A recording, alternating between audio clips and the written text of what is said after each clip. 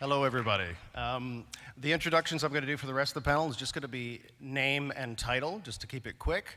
Our focus for this panel is really to get into short presentations from each individual, then we get into more Q&A. So we're going to try and make this more of a Q&A panel, so take part in Pigeonhole, if you will. We are obviously, has been mentioned many times, here in the unceded territory of the Lheidli, and we're very thankful for that hospitality. This is something that I found really interesting after being away for 18 years and coming back to Canada 3 years ago, was just how much of a seismic transition it's been, especially around First Nations. When I left, the mentioning of whichever territory you were in was non-existent. In fact, I grew up in Pitt Meadows, where I didn't even know what the First Nation was where I grew up, and how that has shifted so much in that time, and that's a really interesting thing to reflect on. So we have got, on my left, on your right, Frank Lynn, who is the Director of Interconnections and Shared Assets at BC Hydro. And then we got Patricia Lightburn, who is the Manager of Science and Policy from the David Suzuki Foundation. And then Mark Podlasly, the Chairman of the BC First Nations Limited Partnership. And then Shirley Vickers, who is actually still the President and CEO of Innovate BC, but soon to not be. So yeah, she had to correct me on that one. Now, when it comes to the natural resource sector and transformational influences, there's obviously a whole raft. In essence, we are living in what's known as VUCA times, V-U-C-A. That was not a swear word. It is a term that's used from the military, which is basically stands for volatility, uncertainty, complexity, and ambiguity. So we are becoming more and more VUCA every day. A lot of the things that we've grown to rely upon and do for many, many years are starting to shift. And that means that those shifts can have dramatic influences for the positive and negative on all of our industries and all of our lives. And what's really interesting now is every single business and organization needs to know how it's going to be affected by these changes throughout its entire value chain. How is climate change going to affect the entire supply chain for certain sectors? Where is a line, for instance, if food production drops by 5%, where a certain business model suddenly becomes unviable? If the price of a commodity goes up by a certain percent, the product becomes unfeasible. These are all factors. And at the same time, it can go the other way. We can have that volatility pushing an industry suddenly into the pinnacle position where it can take advantage of the opportunities. So it's a mixed bag. And it's really interesting too, because some of those macro changes and trends that we heard Dr. Alan Winter mentioned, he managed to take out one of my 2-page introductions with one slide with the things he listed, which was hilarious because that's brilliant. It's a linkage around how climate change and biodiversity impacts are beginning to hit us all. What's really interesting is there's a beautiful analogy which shows that the planet Earth's been around for about 4.6 billion years. If you turn that into 46 years, humans have only been around for 4 hours of that 46 years. And in the last minute, we started our industrial revolution. And what's really interesting, 50% of all animals on the planet have gone extinct in that time. That's unsustainable, utterly unsustainable. And this is a central pillar behind everything we need to be thinking about here. Every resource industry requires a stable economy to function, a society that is capable of buying its products and services. But even more importantly, we need an environment which enables those businesses to still flourish. It is not the business that is surpassing the environment, but rather the environment which surpasses the business. The environment is the precipice, the foundation on which everything we have is. And I think that's part of the message that has been sort of touched on at this conference, but not enough. There is a hierarchy, and it's the other way around than most people are realizing. Now, what's also interesting is an example of some of these transitions are in 2017, in the last quarter in China, 2% of new car sales were electric vehicles. In 2018, in the last quarter, 7% were electric vehicles. That trend, that change has happened so much faster than any prediction could have ever imagined. So we're experiencing the beginnings of the same thing here in BC. Now that alteration is going to have dramatic impacts on lots of sectors. The mining industry actually will love that because electric vehicles use a lot more minerals. You can see that out on the Mining Association vehicle outside. But it's also going to affect the fossil fuel sector dramatically because there's a lot less fossil fuels that are needed to power those vehicles. So these are all factors. And also one thing that's really interesting, another Chinese analogy. In 2017, China announced plans to spend $360 billion, $360 billion, over the next 7 years on renewable energy to create 13 million jobs in renewable energy. It's kind of hard for us in BC to really wrap our heads around that. But that's the transition for the single largest marketplace for a lot of the products that we're talking about building in BC. And they're moving away from fossil fuels faster than anybody. We need to think about all this stuff. So, onwards. The speakers are going to present from their seats, and then we will go into Q&A. Great. Well, thank you, Jay, and thank you, everybody, for the opportunity to speak to you today and offer my perspective. My role at BC Hydro is I'm responsible for interconnecting major customers. I deal with LNG proponents, gas producers, mining proponents, forestry companies, and so on.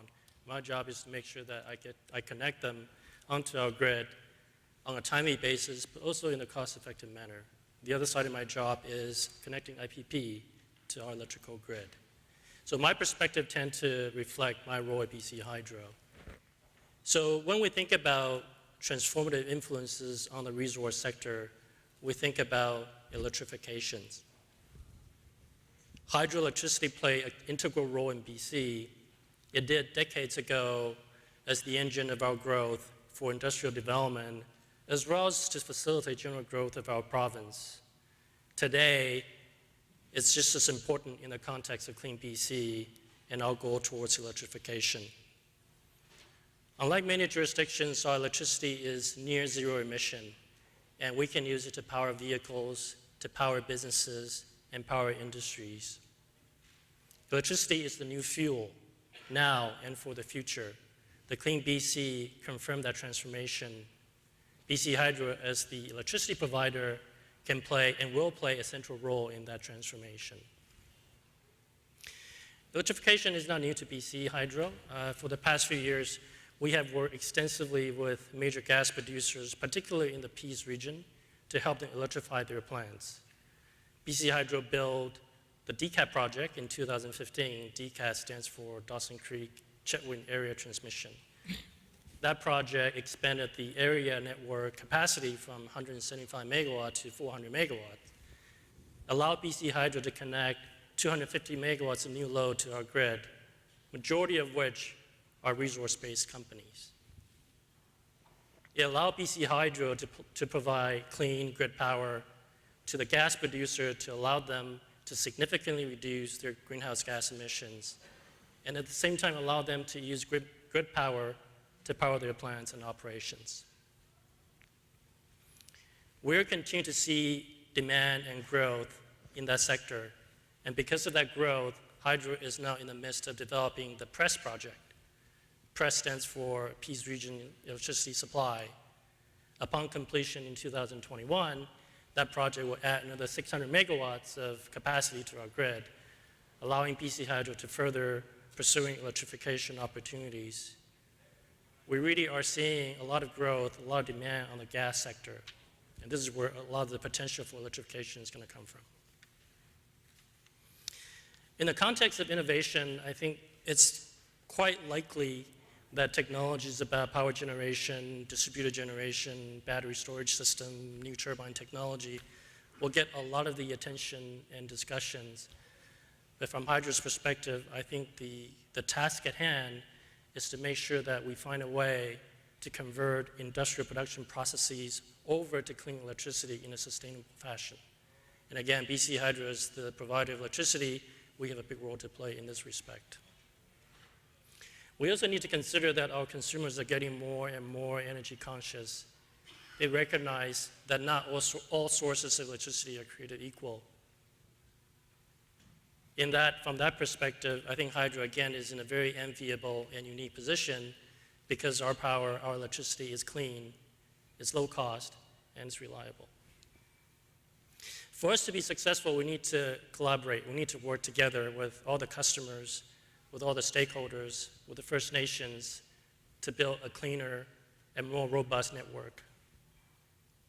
We need to work much closer with the provincial government, federal government, to develop the right policies so that we can address these electrification opportunities. And doing so at the same time, keeping our rates as low as possible. We want to make sure that electrification makes sense, not just from an environmental perspective, but also from an economic perspective. Without collaborations, we won't be able to fully realize all the opportunities that are out there. It goes without saying, building infrastructure takes time. And because of that, we want to be having very early dialogues with all the customers, stakeholders, and First Nations about where the opportunities are, and also where some of the concerns might be felt by those that are affected by these opportunities. I think with these inputs, we can much better plan and develop our system so that we can do so in a more holistic fashion, as opposed to building our system in a more piecemeal and incremental basis. In summary, we have a big job ahead of us. There are many, many opportunities for us to pursue. There's also tremendous generational opportunities for all of us in this room. And BC Hydro, we want to work with all of you in this room so that we can be successful meeting the objectives of the Clean BC in a socially and fiscally responsible fashion. Thank you.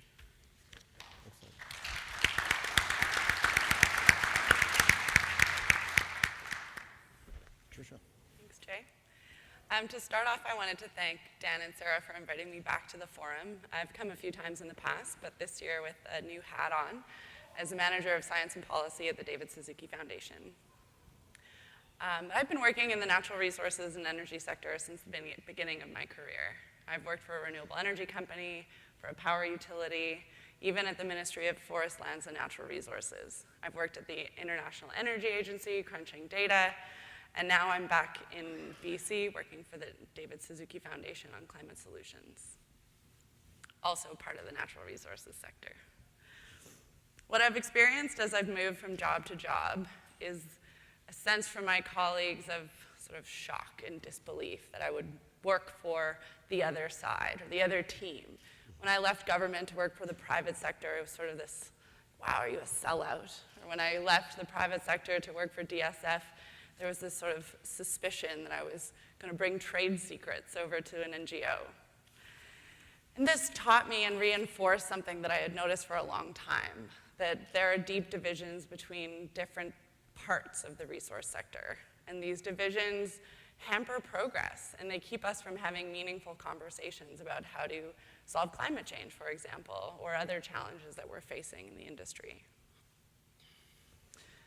But of course, when we dig a little bit deeper, everyone in this room shares a common set of values. We all want healthy communities with good-paying jobs. We want clean air, clean water, healthy forests, oceans, and habitats. In fact, we would probably all rather be spending more time in the great outdoors than inside a conference center, hiking, canoeing, paddling, hunting, fishing. At least I know I would. I had a great conversation with someone yesterday who pointed out that if we could agree on a common set of principles across the sector on what we want for the future, then it would be a lot easier to have productive conversations together. Which brings me to why I love my current job at DSF and why I'm here at this forum. I spend my time having conversations and working out solutions to the greatest opportunity and threat of our generation, which is climate change. Now, DSF certainly does not have all of the answers nor all of the solutions, and I'm very much aware that not everyone in this room agrees with all of the solutions that we put forward all the time. And that's okay, because it's complicated. But I challenge everyone in this room and everyone in the sector, instead of opposing these ideas, to come forward with their own solutions and to ask questions and to engage in debate about what the solutions to climate change are. Because there isn't one right answer. We need to start having that conversation. Because while the solutions are most certainly up for debate, the threat of climate change to our communities and the natural resources industry is not. The world scientists have told us that we need to keep global temperature increases to within 1.5 degrees, or else face catastrophic impacts. This means cutting our emissions by half by 2030 and get to net zero by 2050. The good news is that our economy is already transforming to meet this challenge, and the BC government has put forward a strong plan to get to our climate targets. Looking around the trade floor over the past few days, I've seen firsthand how companies in the industry are responding to this threat. But of course, we're not there yet. It's not yet enough. And that's why I'm here at this forum, to talk to all of you about what you think the solutions to climate change are and what the opportunities are to this crisis. To have conversations with local governments, Indigenous communities, industry, urban, rural, office types, labor unions, health organizations, across the board, everyone has ideas, and we want to bring those ideas together. We all need to get better, including DSF and the ANGOs and industry and government. We all need to get better at having conversations with each other so that the solutions we come up with reflect the values of all of the people living in this province, and at the same time allow us to meet our climate goals. So I'm very much looking forward to having the discussion today, talking about some of the transformative influences in the sector, like electrification, and looking forward to your questions.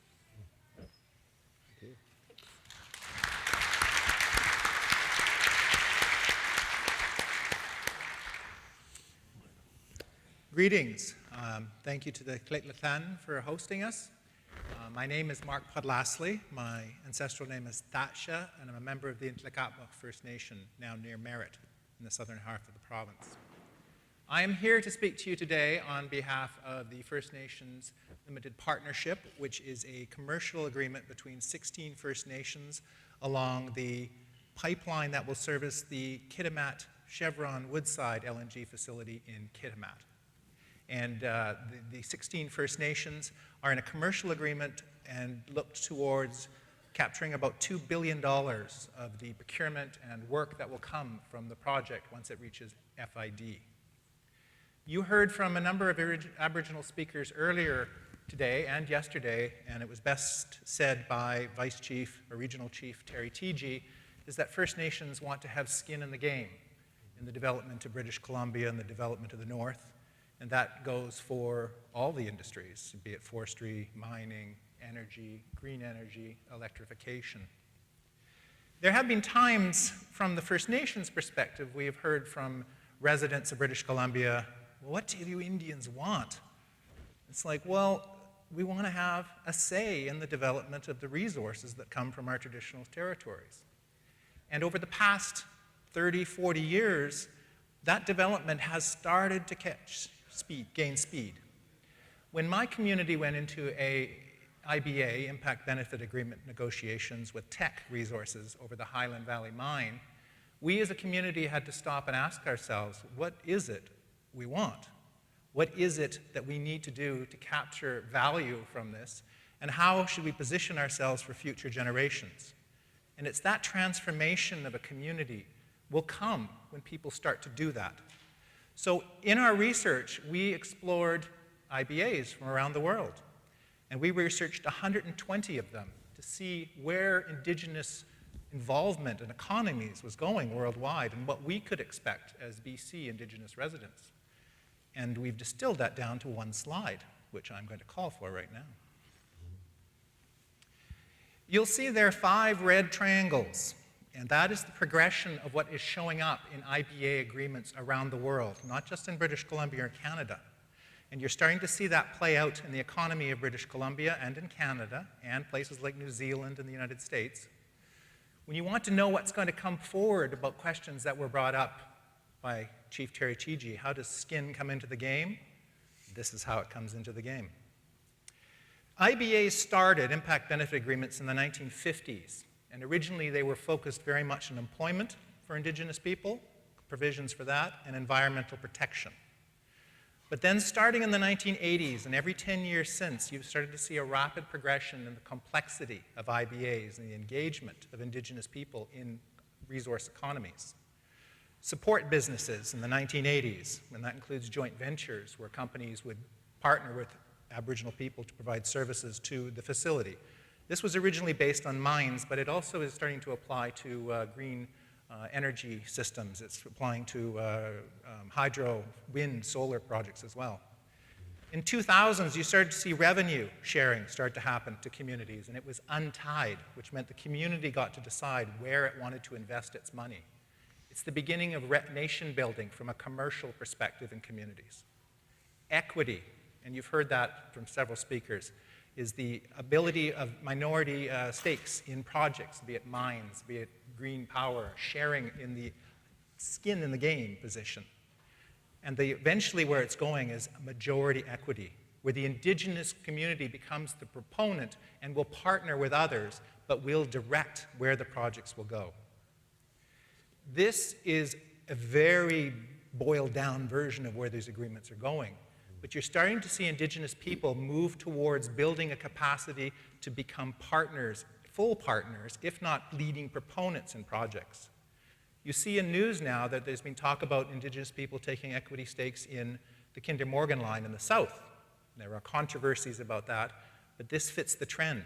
You start to see this progression from employment, environmental protection, minority stakes equity, and eventually leading. Don't have time to go into it now, but we have examples of where this is going on.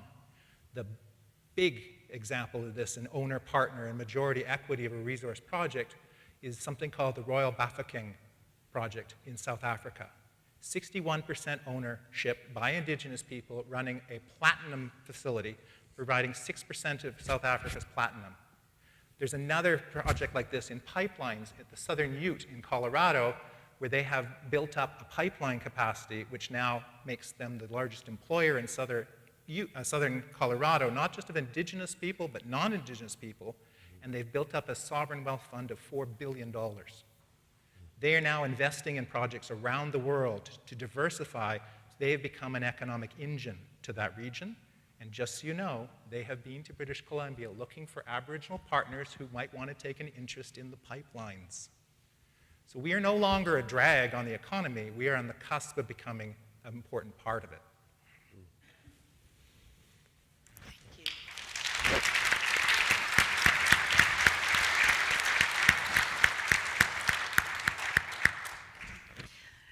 Good afternoon, everybody, and thank you for having us at this forum. It's my pleasure to be here again.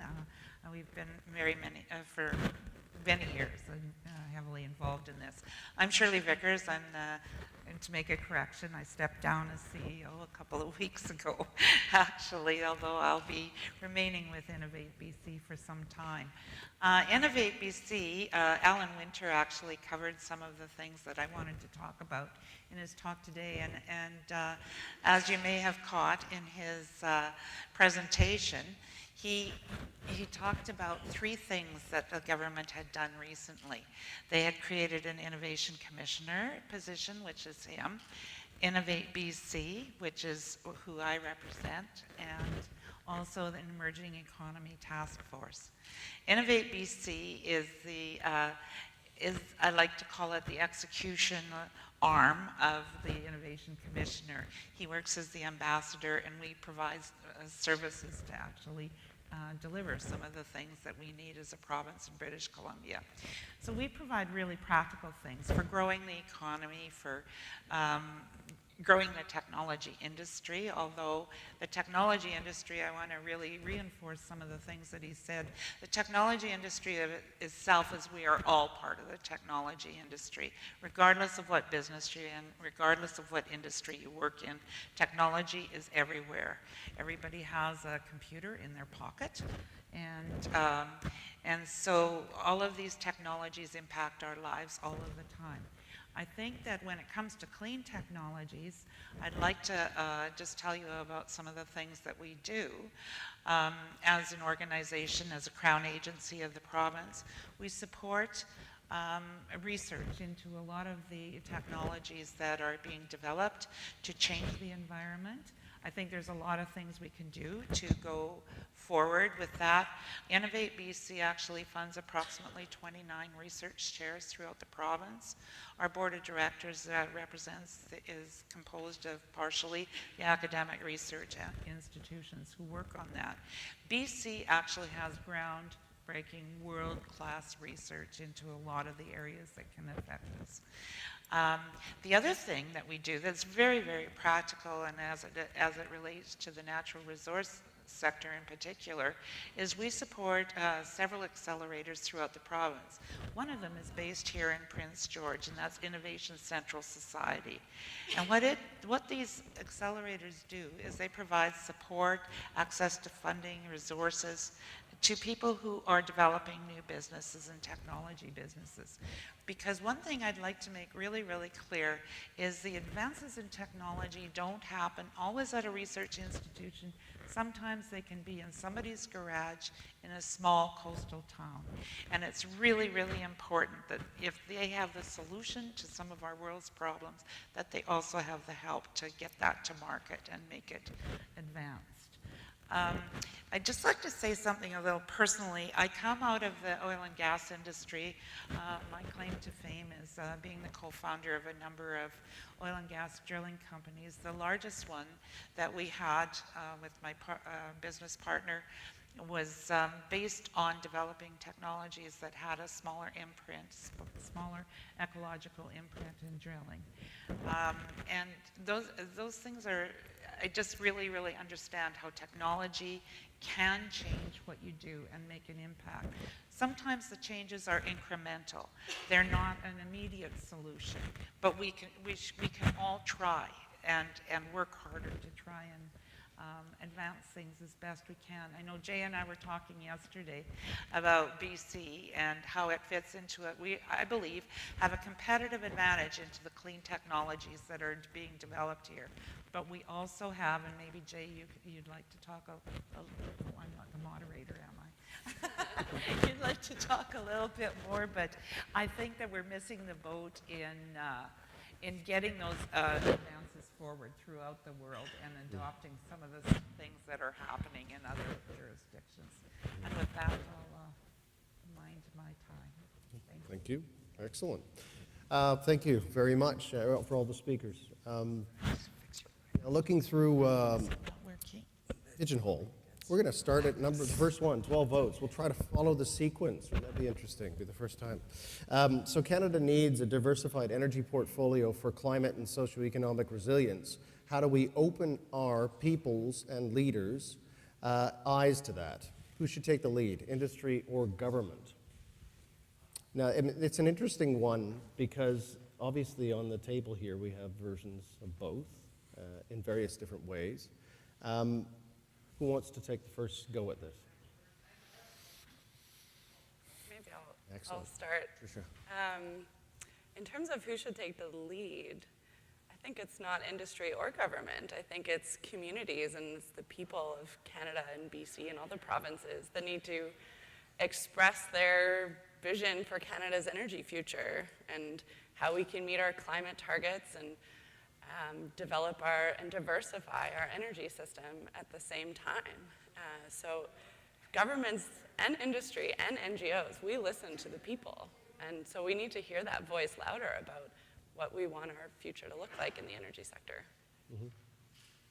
Anybody else? I agree with that. I don't think it's an either-or proposition. I think it's something that's done together. I think industry can take the lead. A lot of large companies are making, especially in energy, are making big investments into other sources of energy. I know, for example, Enbridge is one of the biggest investors in wind energy in the world. So I think it's not an either-or thing. And I think government has a huge role to play in opening those doors. Absolutely. It's interesting because I don't know how many people have heard of RE100. These are large corporations, global corporations that have committed to 100% of their energy being supplied with renewable energy. In that pack, there's about 140 businesses. Canada has one business in that, which is TD Bank. But if you look at the United States, they've got about 70 businesses, including companies like eBay, PayPal, Amazon, Microsoft. And those are all businesses based in Seattle who have committed to 100% of their global energy consumption being supplied from renewable energy. They all have giant data farms. We kind of have very low carbon electricity. We're actually perfectly placed to work in tandem with some of those corporations who are actually driving this change. And what's interesting is the other element to this, governments can also accidentally or inadvertently get in the way sometimes because of bureaucracy or administration or procedures. And that's something we have to be cognizant of, is that we can have unintended barriers sometimes, which may have nothing to do with anything other than that's just sort of how we do things. And I'm noticing that definitely as a Canadian who went away and came back, we've got a lot of barriers in Canada for innovation, a lot more than people may be aware of. All right, left, and center. There's a lot of little idiosyncratic things you've got to jump through. And it makes things more challenging. Going on to the next question. The room is fairly empty for this point. How can we increase participation in this conversation from other resource sector members? Very good question. It's also a conscious element of the fact that we're the last panel. But I'm not surprised. I think that this panel was probably going to be of least interest to the audience because of the very nature of what we're talking about. But I think, as Patricia said, this is actually such a vitally important conversation that we all need to be a part of. So how do we have more dialogue, like you were mentioning, Patricia? What have you found in your own experience? Yeah, I think it's about mixing up the crowd and getting out of our bubbles and our silos, and even just our day-to-day, and think about the future and working with new partners, Indigenous communities being some of those new partners, but also environmental groups or local governments or other groups of the sector that you might not normally think of in a partnership way. And I think the more people we bring into that conversation, the more we'll be able to challenge ourselves and come up with new ideas, and that's how you make progress. And I think from a BC Hydro perspective, it's interesting because as a company, you've been engaging in that exact fact. Yeah, it's funny. In my line of work, I tend to hear from resource companies when they have something they need from BC Hydro, whether it's a connection or some other initiative. But in the context of infrastructure, as I said earlier, infrastructure takes a long time to build, right? And very often what we find is by the time the resource company come to BC Hydro, we probably have wasted a lot of time that we could have spent on properly planning and designing solutions.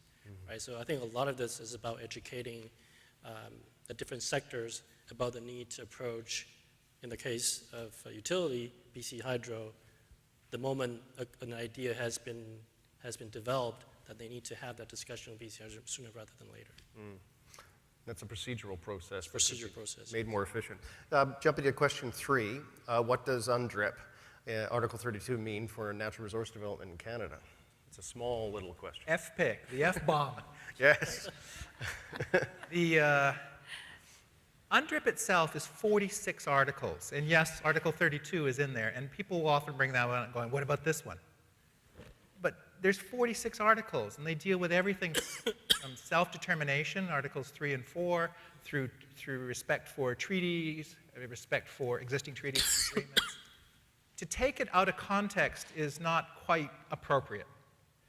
Articles 3 and 4 talk about self-determination being the anchor for a community to develop itself within its host state, being Canada.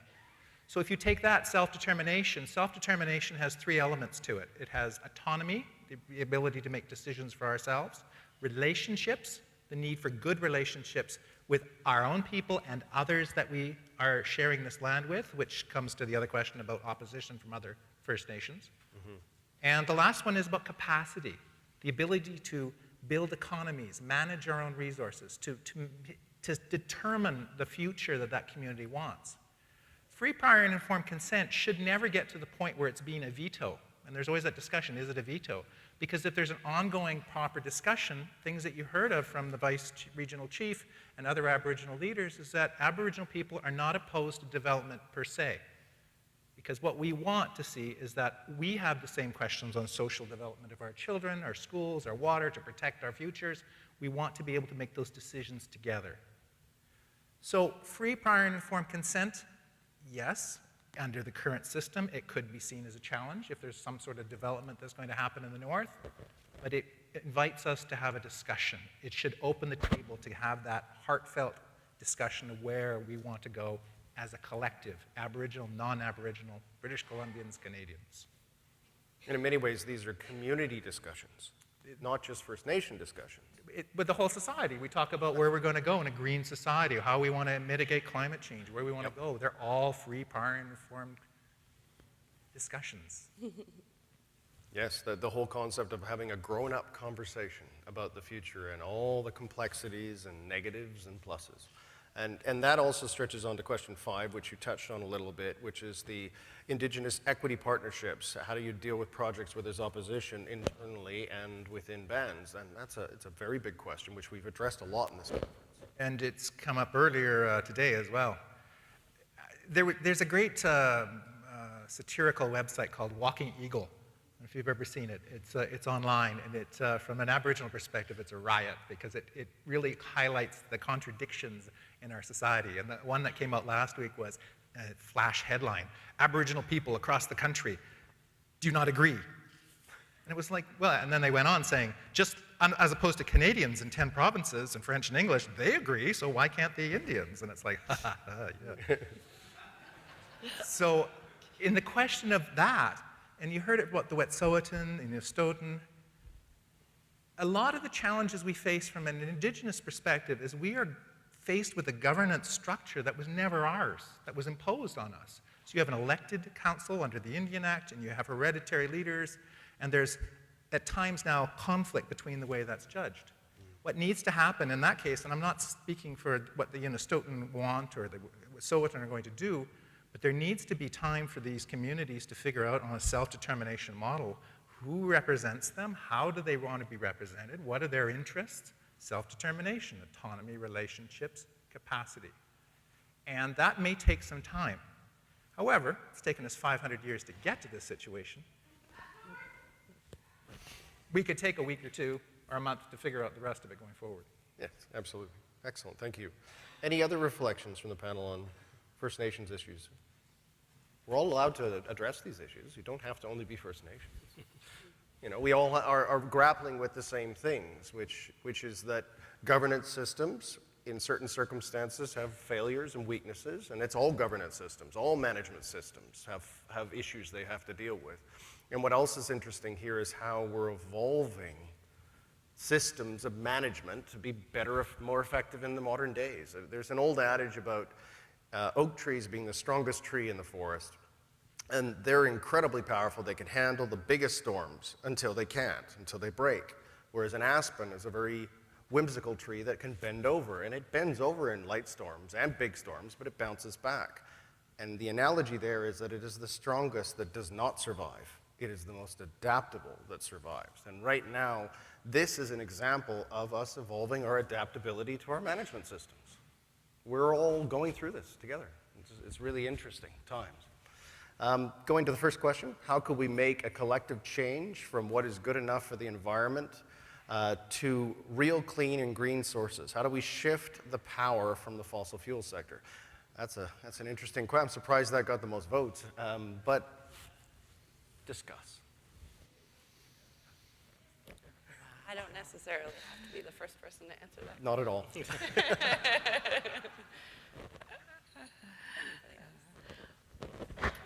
Okay. Excellent. I'll take, it goes back to what I said before. I think it's an incremental thing, and part of this is my personal view with energy is that I, as a grandparent of little ones who I love dearly, want to see a clean and green world for them, and a province that I love as much as that they can love as much as I do love it. So it's really comes from my own heart, this desire. And so I think the goal of changing from a fossil fuel environment suddenly is really difficult. But one, with the climate change problem, we have an impetus to speed things up as fast as we can. And we need to develop new technologies more quickly. And this goes back to what I was saying earlier. We have so many things here available in BC as well as throughout the world that need a little more incentive to move it forward. I think we have a great opportunity, and because with every challenge there's always an opportunity on the other side. One of the companies that we've worked with in our clean tech accelerator, for example, is really advancing hydrogen technology. But they're facing huge challenges, not just in capital acquisition, but it's in accessing markets. There are so many barriers, as you alluded to, Jay, in accessing those markets and things that I think are a challenge. And maybe just add that I think one of the barriers, at least that I've seen since I started working in this industry, in the beginning, I think there were technological barriers to making the transition to renewable energy in terms of grid integration, in terms of power efficiency, in terms of variability of renewable energy sources, in terms of cost. And I think there were a lot of really legitimate questions about how we were going to make that transition and how much it was going to cost and whether we could do it efficiently. I think over the past couple of years, and Jay, I'm sure you would agree, we've really tipped over that sort of barrier. I think we've proven that renewable energy technologies work, that communities want them, that they want an equity share in those projects, and that we know now that we can more efficiently build and manage our electrical systems to accommodate renewable energy and do it in a way that's cost effective.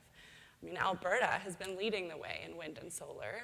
Last year has seen some of the cheapest wind energy procurement in all of North America, on par with natural gas generation. So now we don't have to have a cost discussion. We don't have to have a technology discussion. We can have a discussion about transition and timing and where these projects are going to get built and where it makes sense to build them. I mean, I think BC Hydro plays an integral role in that and the planning process at BC Hydro, since you have so much of that linkage and power that you can create that network for renewables and leverage those resources to benefit our sector and neighboring jurisdictions as well. So I guess from Hydro's perspective, maybe I'm biased, but I think at least within BC, we do have a clean portfolio, right? As electrification takes off in the next few years, then we need to think about bringing additional resources into our system. At that time, I think that's maybe where renewables and the clean resources discussion can take place. Going back to the second part of the question about how do we get the fossil fuel to be replaced by alternative form of energy, mostly clean and green. In my experience working with a lot of gas producers in the Ps, it's almost without exception that these gas producers, they know that from a consent to operate perspective, it's much more in their interest to take grid power than to burn gas, right? But constantly we have a back and forth discussion with them about, well, what does the financial piece actually look like? Does it make more sense to burn gas versus taking electricity? And this is where I think the government, through carbon pricing or through, Clean BC, I think has a real role to play in terms of nudge these producers over in terms of taking that clean electricity from BC Hydro. So I think this is where I think the government and also the economic piece can tie together. Yep, absolutely agree. And it's interesting because we wrote a white paper that was published last year in October called the Electrification of BC. So we looked at exactly this, and we wrote it from the perspective of how does this help the fossil fuel industry? And what's very interesting is a fully electrified LNG process, all the way upstream from the drills to the compression and transportation to the actual e-drive systems in the LNG facility. If it's fully electrified in BC with our clean grid, the CO2 reduction can be reduced by 72%. So BC has a unique ability to create the lowest GHG life cycle LNG on the planet Earth. Right now, we're doing a bit of electrification. And there's been some improvements at the plant. What LNG Canada is going to build is going to be one of the most efficient. But the entire upstream isn't electrified. And actually, the plant itself could be fully electrified. So we have this opportunity here of insulating that fossil sector so that it has the ability to ride what's coming, which is a low-carbon future, much longer than its competitors. And this is all about working in tandem. It's not an either-or. It's an and equation. So what I was saying when we met with CAP and LNG Canada was, you guys should be the biggest fans of electrification out of anybody. This is your insurance. You need renewables to keep your lifespan longer. And that's what's so interesting here, is that starting to come to fruition. The $50 a ton carbon tax in a couple of years is actually that pretty well looks like that crossover point where it's cheaper to go electric than it is to burn. The other thing that's complicated in our Montney gas is it's liquid-rich gas, which means it's got some other things in it that are high value. And when you burn it to process it and compress it, you're losing some of those really high-value commodities just for basic kinetic energies. And so that's the thing, is it's an interesting equation. Following on that, there is an organization in the province right now called the First Nations Major Projects Coalition, which is a group. Originally, it was about 20 First Nations in BC who wanted to have involvement in the BC resource sector. It has now grown to over 50 First Nations from across Canada who all want to have a equity role in projects, be they electricity, forest, mining. The coalition is coming out with a paper on the electrification of British Columbia, and the question on exactly that: how do you reduce the carbon of not only just projects like LNG at the coast, which will be huge if they burned the natural gas to do it, but a lot of our communities, like on Haida Gwaii or along the coast, are on diesel. Yes. So we were looking again for comparative examples. And if you go to places like Northern Ontario, Watakinia Power, they have 22 First Nations not connected to the grid. They were all on diesel power. That was a huge problem for them. Plus the mines in the area were not on electricity. Ontario Hydro would not extend the grid to them. The First Nations came up with a model to say, we can do it. We'll find a corporate partner, we'll find the investment sources, we'll build and operate it, and then we will sell power to the mines to reduce their costs to allow jobs to happen. That's one example. But the paper coming out in March, 50 examples worldwide of Indigenous communities who are stepping forward with these sorts of things. Private sector partners, decarbonizing, cost-effective, and it's a win-win-win for industry, government, and the communities. Excellent.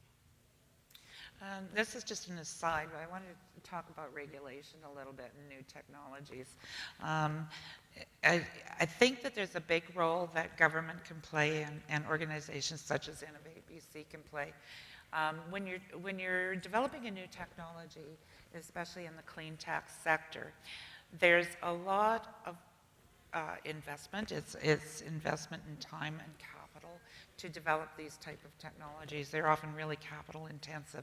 The other thing they are is not easy to validate in the field. And so it makes it difficult for these new technologies to get implemented if they're facing regulatory problems in their field tests. And so we need a little leeway, I'd say, in the regulatory environment to allow the field tests to proceed and move that forward. I'm not at all, don't mistake me, I'm not at all advocating non-regulations. I mean, obviously that's not good, but when you're coming to field tests and field trials of new technologies that can actually impact the environment, I think there needs to be a lot more cooperation with regulators. And there's an interesting example of that, because building regulation, building permits on First Nations land for housing is independent. It sits at the First Nation level. And what that has historically meant is individual First Nations have often had pretty low quality housing built.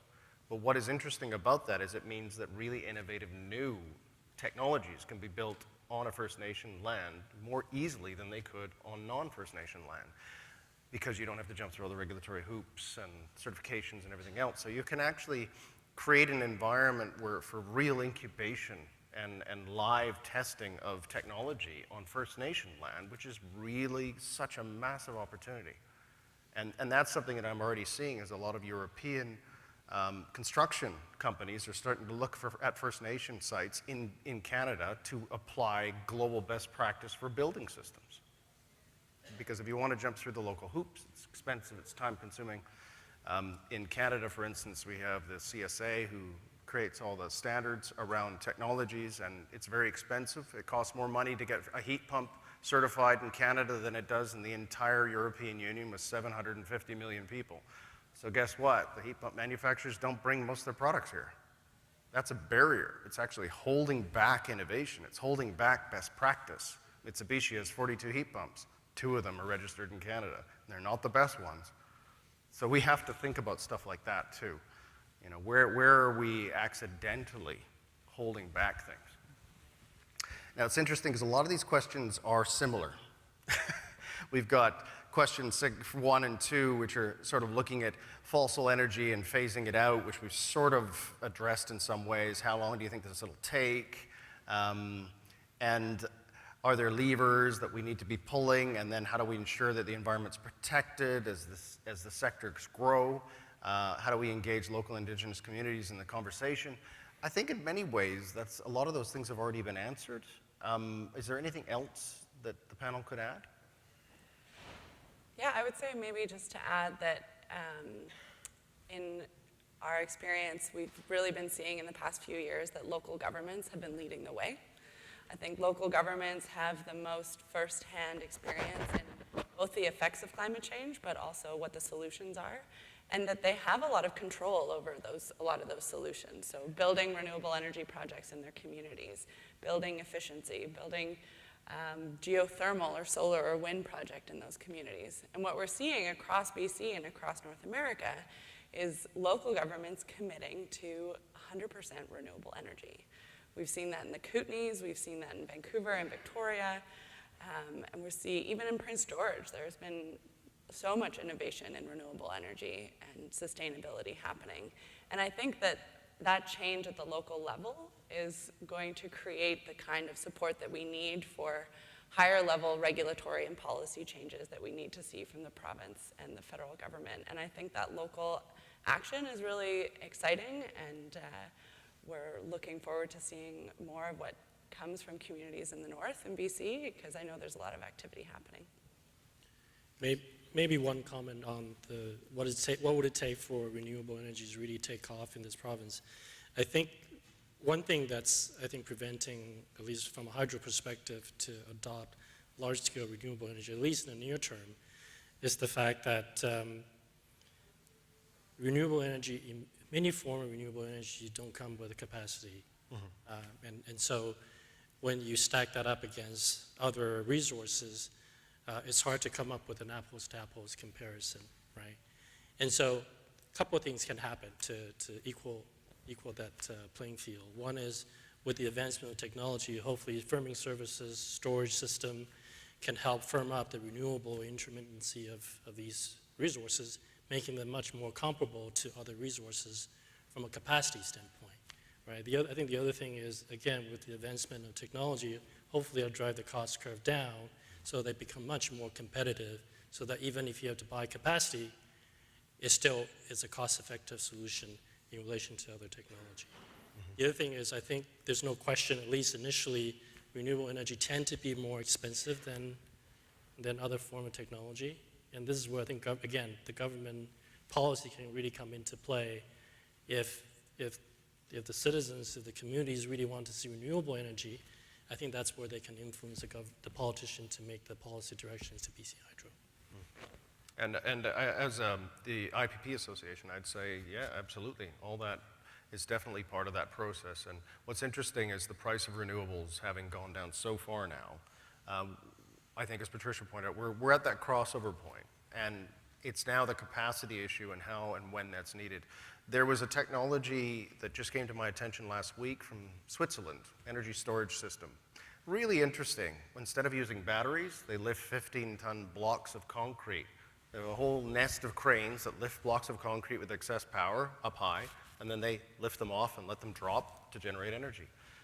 The numbers they're playing around with are 50% the price of any other battery system with a 90% conversion rate on energy. These are some really intriguing new things. We have old mines in BC that are closed. They can be used for energy storage with compressed air. That's what's happening in Europe, where they're just pumping air into a closed mine, building up air pressure and using that air pressure. In Lake Ontario right now, they're using underwater air tanks that are being filled up with air with excess power, and then they let the air out to generate electricity. There's all these really interesting inventions, and that's quite exciting because it almost seems like every time you turn around, someone's done a new thing, a wind turbine full of batteries so that it generates power 24 hours a day. You know, it's beginning and it's here. It's really about some of the bigger push-pull mechanisms of how fast, how far, and when. You know, that's the exciting piece here. Now, the number one question there is, Go for it. sorry, Patricia, That's got to okay. get in there. I think we can couple the first and third one. Okay, great. I mean, it really comes down to that we live in an extremely polarized world, whether it's on environmental issues or political issues. And it makes working together really hard. And joining an NGO in the beginning of 2018, it was one of my steepest learning curves to navigate this division or polarization or these sort of, this divide between industry and environmental organizations. And it was a challenge for me because I came from industry, and even there was some suspicion, even though I had come from a renewable energy company. That was really surprising to me. And so I've thought a lot about how to reduce that, or to have better conversations, or to try and make DSF and the work we do less polarizing. But it's hard because it reflects the very different worldviews and experiences that different groups live in every day. I mean, life in northern BC is very different than life in Metro Vancouver. For people who work on climate change all day, every day, they're really worried about how resource development is going to fit within our climate targets. I think the Clean BC plan has helped a lot to show, that community that it's possible to have economic development and resource development and meet our climate targets. But until we had that plan, there was a lot of uncertainty and change that creates a lot of anxiety for people, and I think that's where you get this heightened sense of polarization. I certainly think the media and Twitter makes it even more difficult. So what are the solutions? I don't know, it's a great question. I'm curious to hear from the room as well about what the solutions are. I think part of it is spending more time with each other, trying to find opportunities to collaborate on projects or initiatives or policies. But it's a really tough question, and I don't have all the answers yet. I'll come back next year and let you know if I figured it out. Excellent. It's interesting because it all comes down to cognitive dissonance, which is a huge challenge for the human mind, where cognitive dissonance, for those who haven't heard of it, is a situation where a reasonably well-educated, informed individual can be confronted with their behavior, and if their behavior is different from their beliefs, humans are more ready to change their beliefs than their behavior. Example, someone says, I'll recycle all the time, but you go in the garbage can and pull out a bunch of things they didn't recycle, more likely that they'll just stop recycling instead of changing their behavior to recycle more. It's a weird condition we possess, and it's part of the fact that humans are designed to deal with threats that are immediate, and we're very poorly designed to deal with threats that are in the distance. So something that's way off on the horizon, it's hard for us to compartmentalize and prioritize that.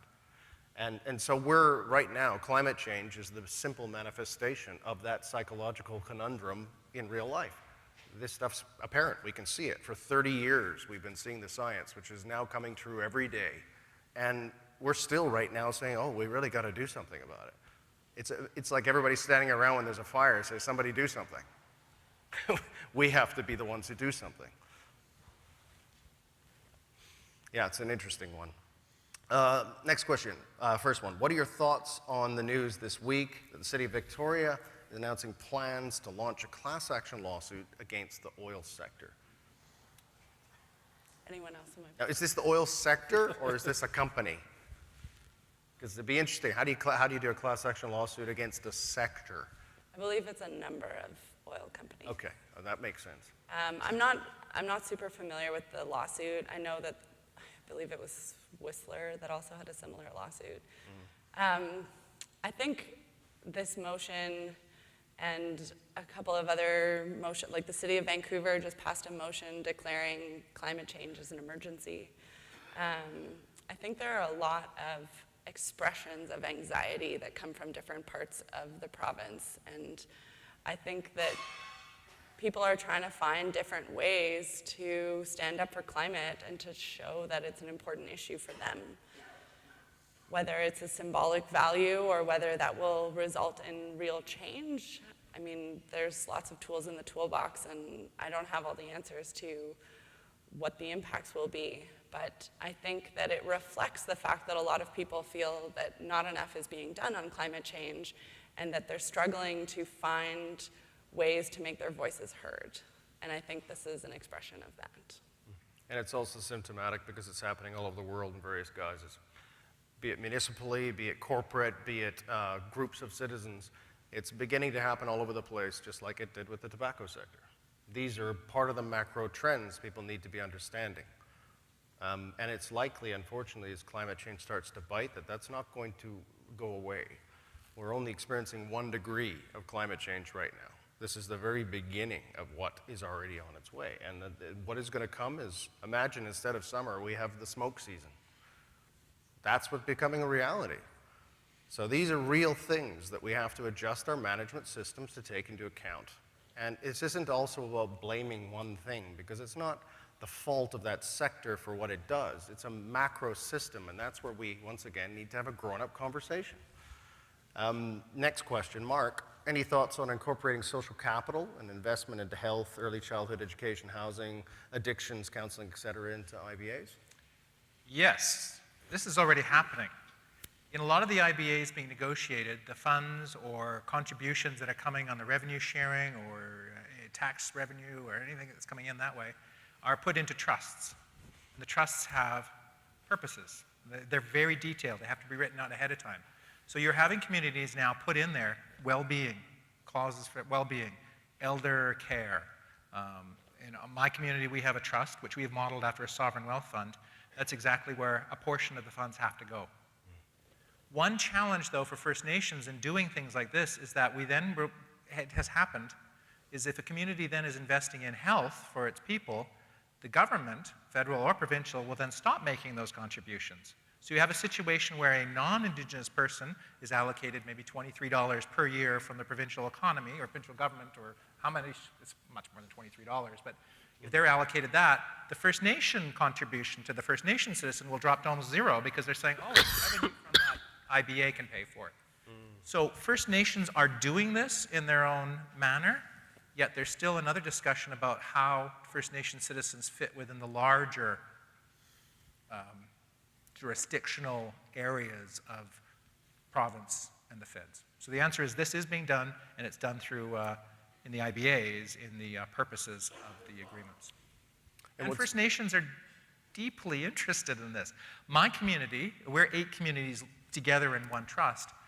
We have a provision in ours as language revitalization, something that we have not been able to get the governments. This government has, and provincial government, all due respect, but previously there was nothing. So we are taking it into, and that's a social issue for us.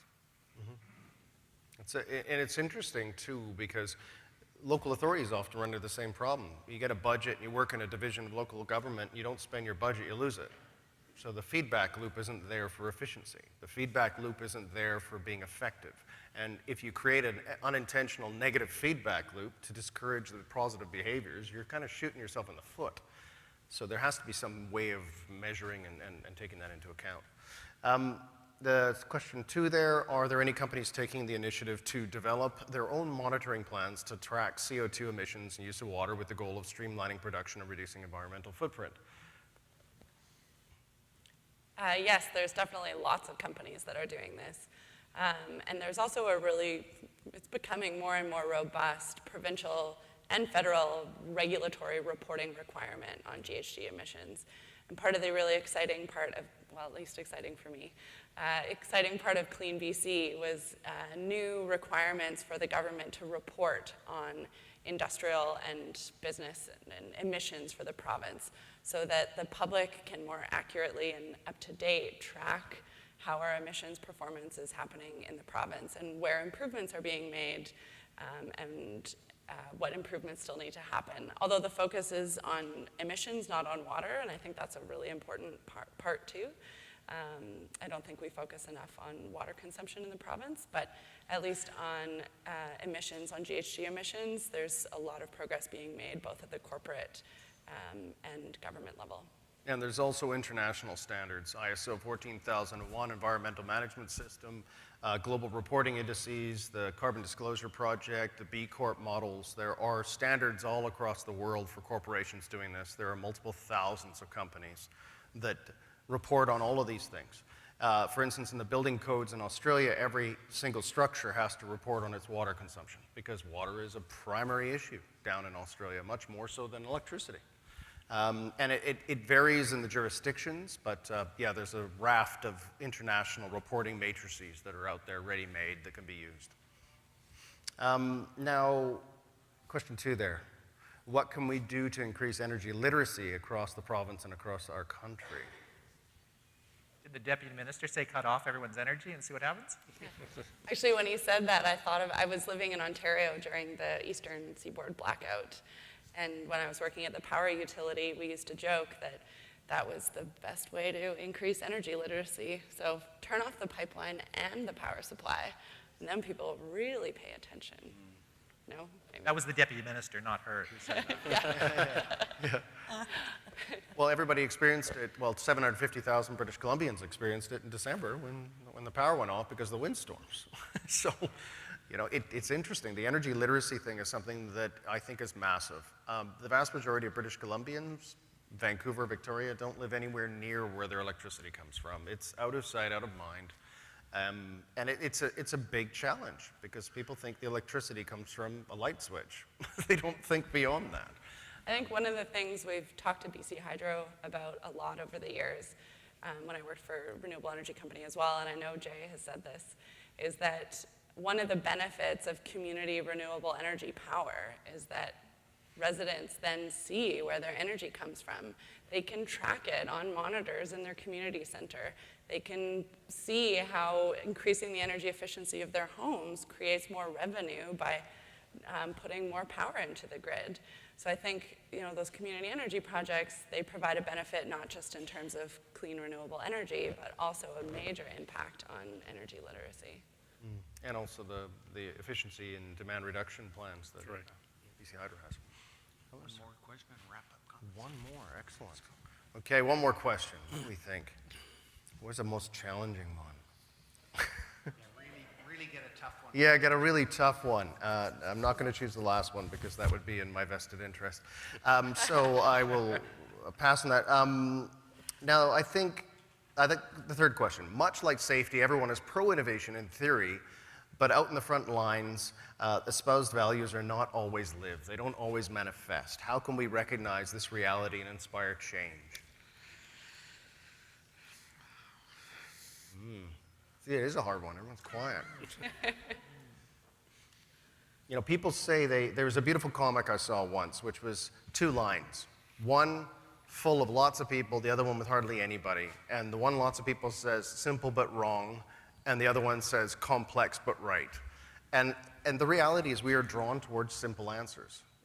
And sometimes that's what this comes down to is, you know, we have busy lives. All of us are overwhelmed with data. Every one of us now, as we've heard, has more information coming at us than we've ever had in our entire lives. I personally feel the human being, our brain is actually maxed out now.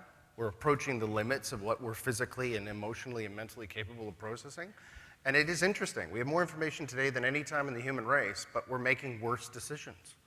But I would challenge you on that, Jay, because I think if you give in to that idea that we can't do anymore, we're stuck, it's too hard, the burden is too great, the challenge is too great, basically we're all screwed, then we won't change. We won't do anything. We know that that's not a good motivator. That's right. I think the way we change is to see the opportunity in things and to have a little bit of faith in our own ingenuity. I mean, we have seen major transformations in the resources sector in BC already. So why can't we do that again? Yep. Forestry has done it, mining has done it, renewable energy has done it. So I don't think there's any limit to the change that we can introduce if we really put our minds to it and have hope that we can work together to make it happen. Absolutely. Well done. That's the end. Thank you very much. Good.